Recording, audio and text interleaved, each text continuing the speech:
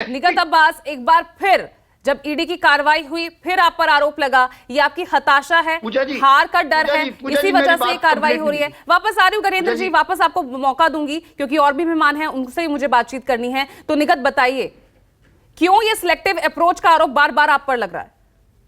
पूजा जी, लगातार आप देखिए पिछले 8 वर्षों में, 8.5 वर्षों में जो आम आदमी पार्टी की मुख्य विचारधारा थी, आम आदमी, उसको कंप्लीटली इन्होंने उसकी हत्या करके एक नए विचारधारा को जन्म दिया जिसका नाम है अराजक अपराध पार्टी। और हम इसे सीसी पार्टी यानी करप्ट एंड क्रिमिनल्स की पार्टी भी कह सकते हैं। और मैं कारण बताती हूँ आपको क्यों।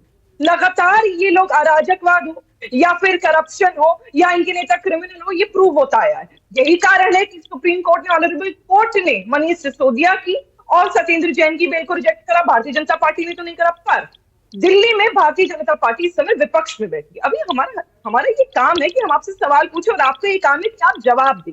आज सवाल बड़े स्पष्ट हैं। लगातार आपसे सवाल पूछे जा रहे हैं कि 25 अक्टूबर 2021 को जब एक्साइज डिपार्टमेंट ने एक नोटिस जारी करा था दिल्ली की सरकार को लेकर, स्कैम को लेकर, तो क्यों अरविंद केजरीवाल और मनीष सिसोदिया पर बैठे रहे, सवालों का जवाब नहीं दिया? और 2-3 मेरे मुख्य सवाल है और उम्मीद करती हूँ ज्ञानेंद्र जी इन सवालों का जवाब देंगे कि लगातार जितनी भी एक्साइज पॉलिसी के रूल्स एंड रेगुलेशन होते हैं उनका ये उल्लंघन करते आए हैं। आपको पता होगा ज्ञानेंद्र जी कि जो भी माफ कीजिएगा ज्ञानेंद्र जी, आपको पता होगा इस बारे में कि जो भी उल्लंघन करने वाले रूल्स थे उनमें से बहुत सारे रूल्स ये थे कि आपने बताया कि जो कार्टेल होता है कंपनी का, उसको बनाया। क्यों बनाया? आपको पता था कि 800 लिकर स्कैम्स के लाइसेंस आपको देने, आपने 800 लोगों को देने की बजाय इसमें कार्टेल चला दिया। क्यों चला दिया? आपने एक्साइज कमीशन को 2% से बढ़ाकर 12% क्यों कर दिया? आपको पता था कि नॉन एमसीडी मार्केट में लिकर शॉप्स नहीं खोली जाती, आपने वो नॉन एमसीडी मार्केट्स में लिकर शॉप्स क्यों खोल दी? और मैन्युफैक्चरर, जो डिस्ट्रीब्यूटर होता है और जो होलसेलर होता है, वो कभी भी एक कंपनी का क्यों नहीं होता? वो आप लोगों ने सारे एक ही कंपनी को सारा काम दे दिया। ऐसा क्यों करा? ये कार्टेल चला के आप लोगों ने स्कैमबाजी क्यों करी? इन सवालों का जवाब तो जनता, ठीक है, इस सवाल का जवाब मैं जरूर लूंगी घनेंद्र जी से, लेकिन आपसे मेरा ये सवाल है, गिरफ्तारी पर कोई सवाल नहीं है, लेकिन मंशा पर क्यों सवाल? क्यों जो नेता जिन्हें आप भ्रष्टाचारी कहते हैं, आपकी वॉशिंग मशीन में धुलकर वो सदाचारी हो जाते हैं, क्यों बार बार ये सवाल उठता है? नहीं पूजा जी, मुझे एक नेता का नाम बताइए या एक लीडर का नाम बताइए जो हमारी पार्टी में आए और उन पर सारे केसेस खत्म हो गए। क्या बात आप कर रही हैं? हेमंता बिस्वा शर्मा, और मैं चले बहुत दूर क्यों जाऊं, अजित पवार, जिन्हें आप 70,000 करोड़ के घोटाले का आरोपी आप बता रहे थे। पूजा जी, कोई भी व्यक्ति चाहे भारतीय जनता पार्टी का हो चाहे किसी और पार्टी का हो, आरोप अगर सिद्ध होगा तो सेंट्रल एजेंसीज उसकी जांच पड़ताल कर ऑनरेबल कोर्ट उसको सजा भी देगा और हम तो साथ में खड़े हैं।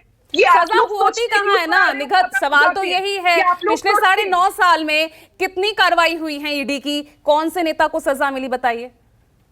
1% से भी कम आंकड़ा होगा ये। मैं कह रही हूँ कोर्ट में केसेस चल रहे हैं। ये कोर्ट का काम है सजा देना, भारतीय जनता पार्टी का सरकार का काम तो है नहीं।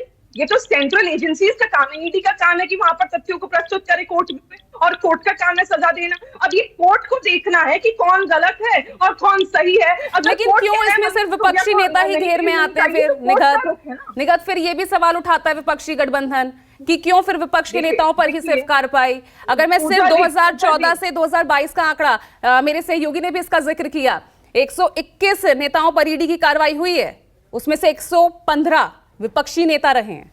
95% आंकड़ा। लगातार आप देखिए, चोर मचाए शोर यहाँ पर होगा। विपक्षी नेता के पास और कुछ बोलने को है नहीं। आज मैं पूछ रही हूँ अरविंद केजरीवाल से जो बेसिक सवाल है, उन सवालों के जवाब ना देखिए। अगर आप ये कहिए कि सरकार हम पर प्रहार कर रही है और सरकार ईडी का गलत इस्तेमाल करे, क्योंकि आपके पास वही है बचने के लिए, आप जनता को गुमराह उसी प्रकार कर सकते हैं। ठीक है सुबोध मेहता।